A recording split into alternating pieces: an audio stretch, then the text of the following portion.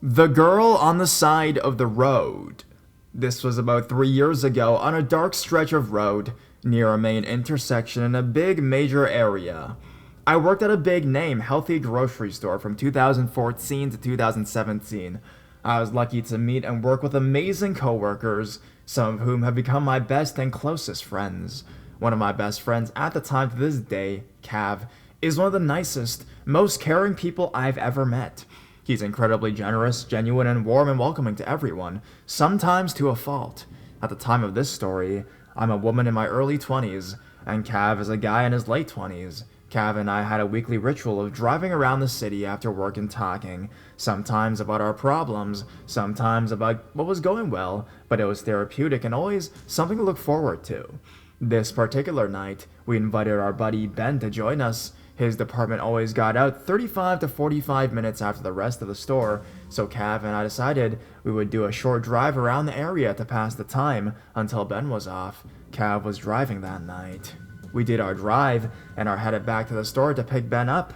In order to get back to the store, we need to make a U-turn at a four-way intersection. To get to the intersection, we have to go down a dark but short stretch of road. There are no streetlights for some reason. The intersection is well lit, always busy, and has shopping center plazas on each side. From the dark stretch of road, it is exactly 302 feet according to Google Maps to the main well-lit and ever-busy intersection.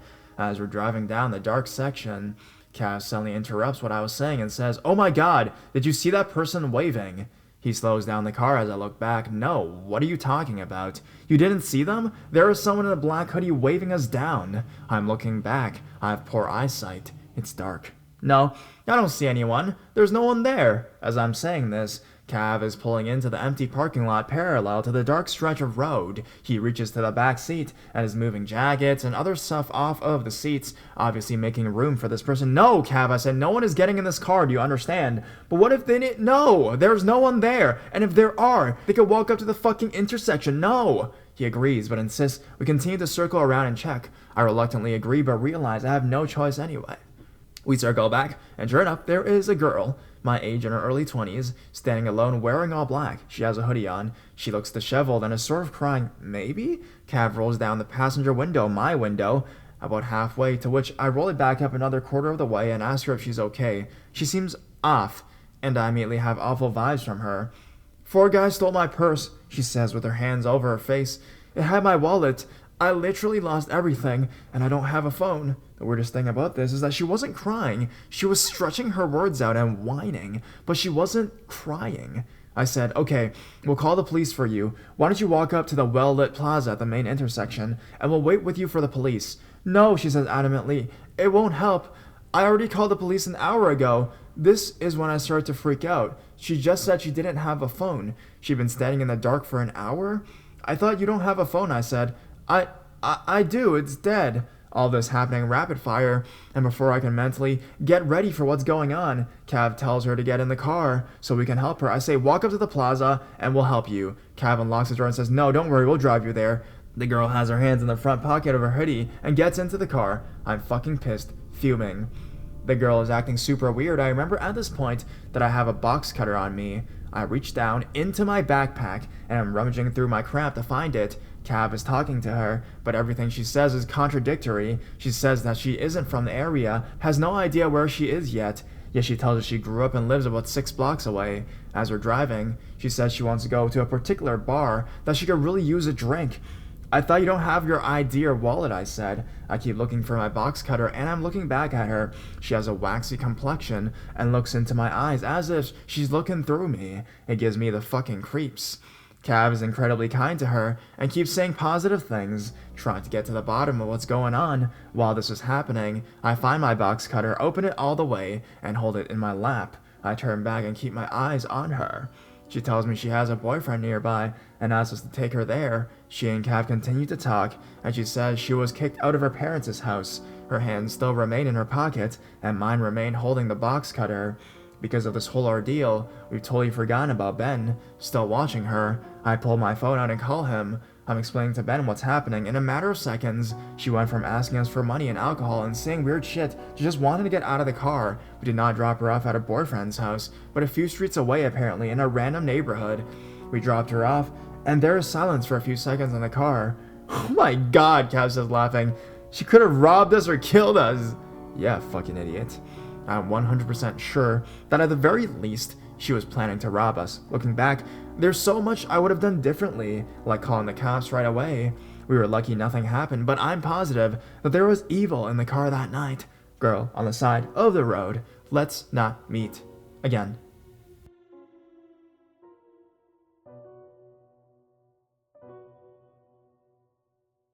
The man in the middle of the road.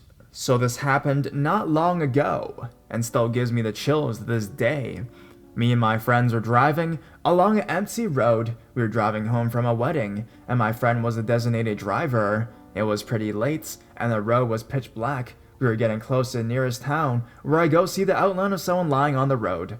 Luckily, my friend managed to swerve, and we stopped across from the figure. We were debating whether to get out of the car, when the figure jolted up, looked around, and spotted us inside the car. He started to speed right to our car and start banging on the window. Open the door! I only want to say hi! Luckily, we had the doors locked and we sped away. So man on the road, let's not meet again.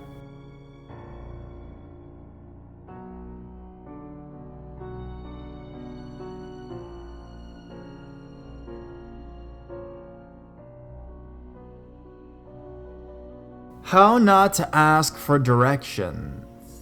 This story took place on the second night of my freshman year of college. It was about 8:30 p.m. on a Saturday, and my roommate at the time, Mike, who I'd met the day before, and two girls were hanging out in the dorms. We were bored and looking for something to do, so we decided to drive to a park about 15 minutes away to climb an observation tower that overlooked nearly the entire city we lived in. We knew the park closed at 9, but we stupidly thought we would still be able to get in and pray the police wouldn't patrol and notice my car parked near the start of the path to the tower. By the time we got ready, piled in my car, and arrived at the park, it was already just past 9 o'clock, but the large metal gate at the entrance was still open, so we assumed it wouldn't be closed for a while. It should be also mentioned, this park was on the edge of the city, in a heavily wooded area, and after the gate, there was about another half-mile of very narrow road to the parking lot by the trail to the tower. Anyways, I drove to the parking lot, and to our surprise, there was not a single car there besides mine. Sure, the park had just closed, but we thought there would be a few stragglers left, or some other after-hour visitors. By this point, we were becoming more paranoid at the thought of tickets for trespassing, my car getting towed while we were walking, or even worse, the gate by the main road closed, and us getting stuck there, adding the embarrassment of calling for help to possible citations. All of a sudden, Mike trailed off mid-sentence and said, "Guys, there's someone here." Sure enough, from the woods, about 50 yards away, a very tall, at least 6'6" large man, with a black hoodie, black shorts, and long hair, had walked out, and was walking directly towards my car. His face was hidden by his hood, but he had both of his hands hidden in his front sweatshirt pocket, and was storming towards us, with very powerful steps. We all panicked a bit, mostly because we were naive, and thought he was maybe some sort of security. In hindsight, there was no way. Basically, this guy literally came storming out of the woods in an area with no path. There were no other vehicles there, and he had long, unkempt gray hair and an equally unkempt beard. As he approached the passenger window, Mike rolled it down nervously. "Hi, how's it going?" Mike asked. The man didn't answer, and just stared down at my car in the dark. "Oh, okay," one of the girls in the back trailed off, obviously sketched out. After a long pause, the man asked in a low, gravelly voice, "Do you know how to get to the downtown city?" Keep in mind, we were on the edge of town, outside the bus routes, and about 20 minutes via car from downtown. "No, we all literally just moved here yesterday," Mike said a bit uncomfortably. After another long pause, the man stepped even closer and asked in a low, skeptical tone, "Really?" "Yep, sorry," I said. The man did not move, but did not respond either. After another long pause, I started my car again. Immediately after I started the car, the man pushed his hands forward in his sweatshirt pocket and looked down at it before again asking, "Really?" At this point, I was fucking scared because I took his obvious emphasis on whatever he was holding in his pocket as a threat. Plus, if he wasn't armed, I was 5'10" and 160 pounds at the time, and this guy was huge. Afraid to drive away and piss this guy off. Not to mention getting shot at if he had a gun, I kinda froze. One of the girls chimed in. Yeah, man, we're new too. After another long pause, this guy again stepped even closer, inches from my car and mic, and asked one more time, more loudly and dragged out, Really? Pushing out of his pocket and looking down again. By now, I was at this point of scared when I was ready to risk whatever to get away, and just at the same time, my phone in the cup holder next to me lit up for some notifications.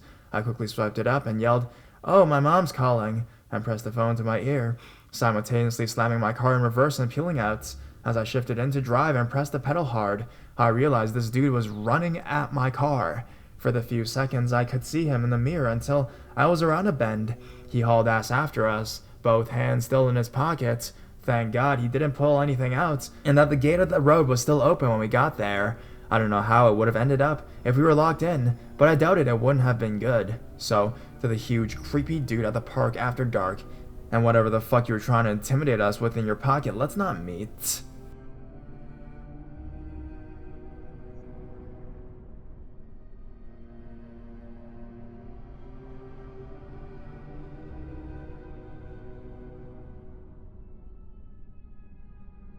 A stranger gave me a ride. This happened when I was around 12 years old. I attended school in the neighboring town, which is located some 7 kilometers away from my home village. This one day I missed a bus and had to walk home instead. It's an hour-long trip where you walk on the side of the road in the middle of wheat fields. As soon as I left the town and the last of the houses was behind me, a car pulled next to me. Looking back, it might have been following me for quite a while before that, but I was too preoccupied with imagining clone troopers fighting in the fields to notice. I thought it was probably someone asking for directions, so I walked over to the rolled-down window. There was a woman in her 30s who told me she knew my mom and if I didn't want to catch a ride. I didn't recognize her, but my mom had a lot of friends, and I didn't want to be rude, touch her feelings or whatever, and roll with her story, pretending I knew her. Of course I like a ride home, and hop, I was sitting next to her. All was normal. We chatted and I was glad I would be home early. So we hit the road, and she asked which school I attended. I told her I go to this, and I have great friends there and have good marks. But she interrupted me and asked about the new CCTV cameras. Now, I may have been a slow kid, but this really flashed a big red light for me. I said that yes, we had new CCTV cameras installed, as earlier that year, a crazy woman entered one school in my country and stabbed a student. So the state funded countermeasures, like buzzers on front doors and whatnot. I started to sink into the seat. I was not comfortable. I don't know this woman, and she's asking weirdly specific questions about the school surveillance. I remember the cold that ran through my whole body. What the heck am I supposed to do? I seriously thought about jumping out from the car and taking my chances with the asphalt rather than getting kidnapped. She must have noticed, because she started stroking my leg and tried to calm me down, saying things like, Why are you so nervous? You know what? I'll buy you an ice cream. You like that, wouldn't you? I have some at home. We don't have to stop at a shop. Well, no, fuck that. We entered my village, and as soon as we passed the first farm, I pleaded her to stop, that my uncle lives there, and I have to visit him before going home. She didn't want that at first, but I started making a scene, and was prepared to open the damn door and jump out.